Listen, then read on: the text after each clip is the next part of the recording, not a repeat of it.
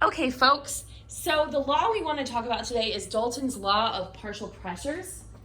Okay, so the idea here is we have a mixture of gases. How do we account for the pressure of a mixture of more than one gas? Okay, so the total pressure of a system is the sum of each partial pressure, the pressure of each individual gas by itself.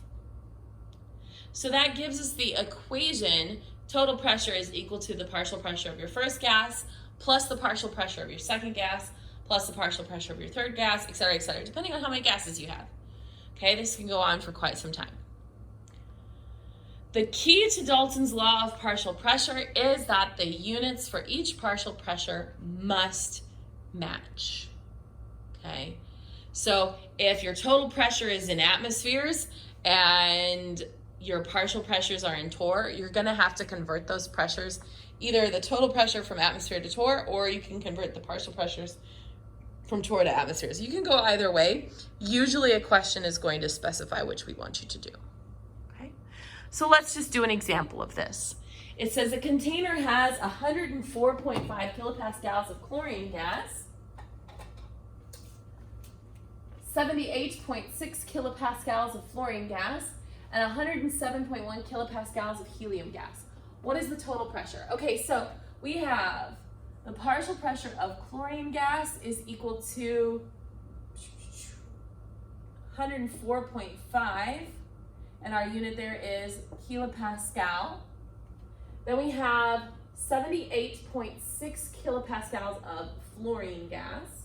So the partial pressure of our F2 is 78.6 kilopascals. And then we have the partial pressure of helium is 107.1 kilopascals. And they have asked us to find the total pressure of this system. Now, in this case, everybody is in kilopascals. They haven't specified that we need a different unit for our answer, so we're going to keep this all in kilopascals. So we know that the total pressure is going to be equal to the sum of all of our partial pressures. In this case, the pressure of chlorine plus the pressure of fluorine plus the pressure of helium. Okay, so we can put in our values for this because we have all of those values. We have 104.5 kilopascals plus 78.6 kilopascals plus 107.1 kilopascals. Okay, so let's grab our calculators and let's do that one together. We have 104.5 plus 78.6 plus 107.1. That gives us a total pressure of 290.2 kilopascals. Now, with this, for pressure, we don't necessarily need to specify the compound, particularly in this case, because it is a mixture of multiple compounds. So we would just leave it at 290.2 kilopascals. All right, let's try another one. It says a container with 109 torr of nitrogen gas, 538 torr of hydrogen gas, and some oxygen gas has a total pressure of 789 torr. What is the pressure of the oxygen in the container?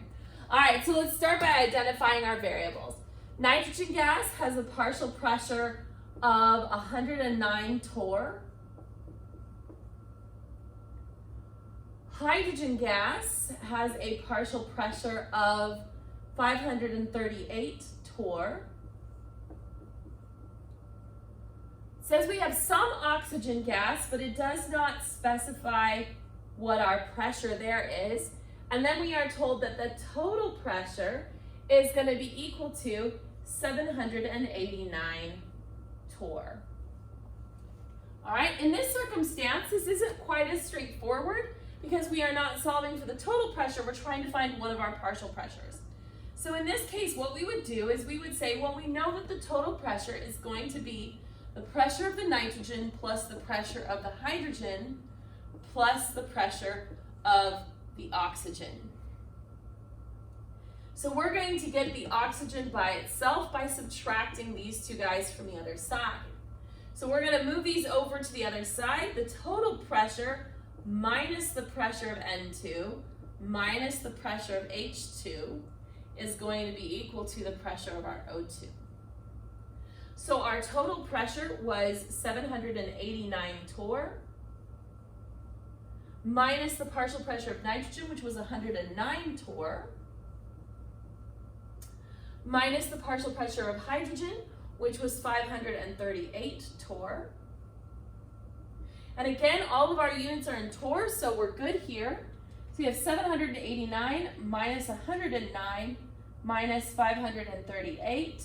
That gives us a partial pressure for oxygen of 142 torr for this guy.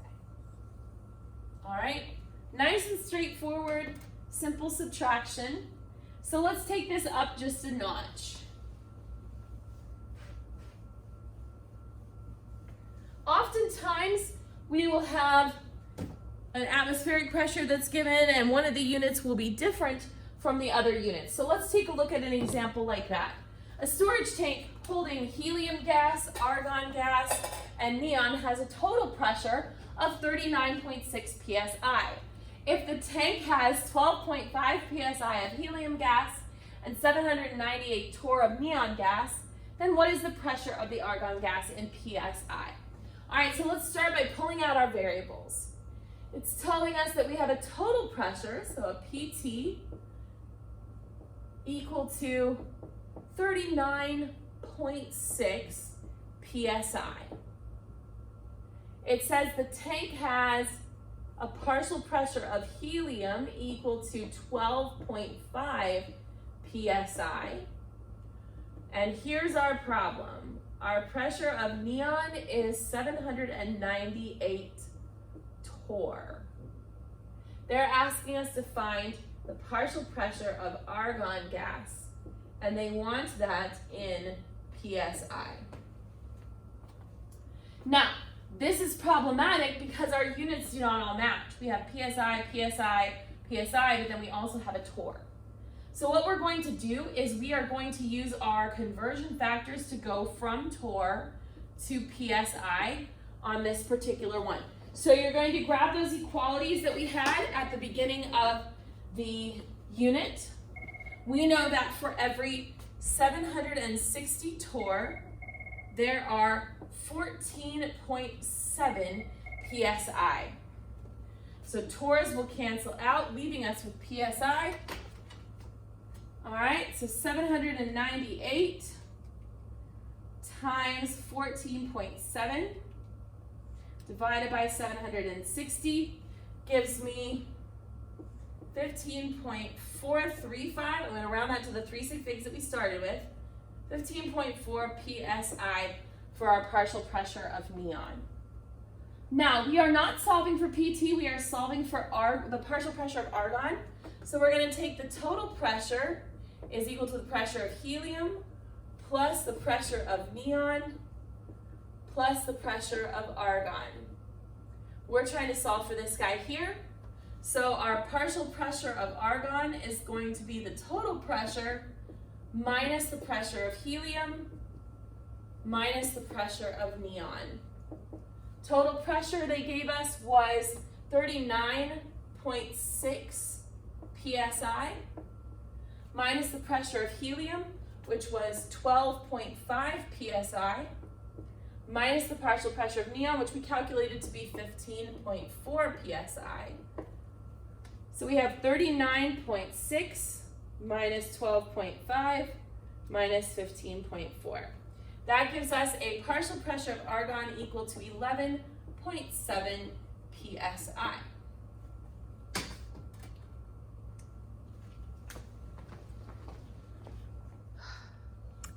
All right.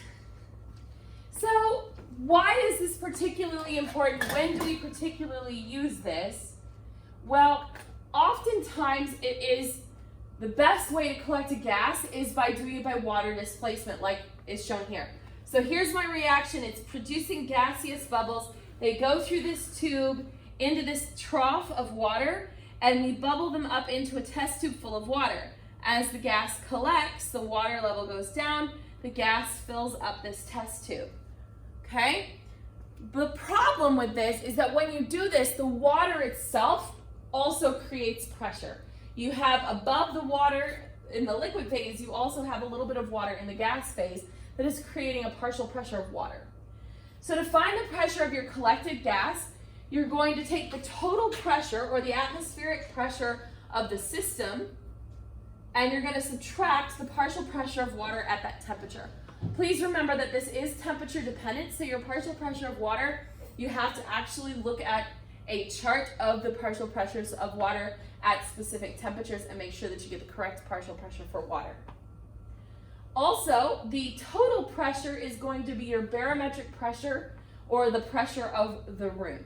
So you'll need those two values in order to calculate your results. So the chart that we have kind of looks like this. I will link this in your resources on your homepage or on your warm-up page for you anytime you need this. But this chart is kind of what it looks like. So you find the temperature in degrees Celsius, and then next to it is the pressure. So if I'm collecting at room temperature is 23 degrees Celsius, my partial pressure of water is going to be 21.1, and this is in millimeters of mercury. Now be very careful with those values. They are in millimeters of mercury. If your other values are not in millimeters of mercury, then you're going to have to convert. So let's take a look at an example of this.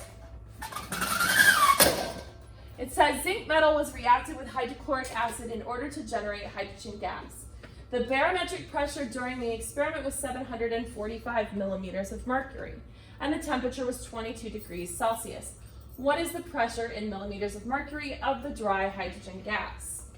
So they've told us that the barometric pressure, remember that's going to be our total pressure of the room, is going to be 745 millimeters of mercury. The temperature of the room is 22 degrees Celsius. They are asking us for the pressure of the hydrogen gas, and they want that in millimeters of mercury. So the nice thing here is we are not going to have to convert any of our numbers because everything is in millimeters of mercury. So we're going to go back to our chart. We're going to find 22 degrees Celsius, which is right here.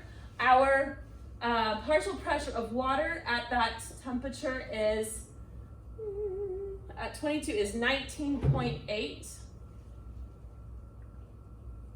millimeters of mercury.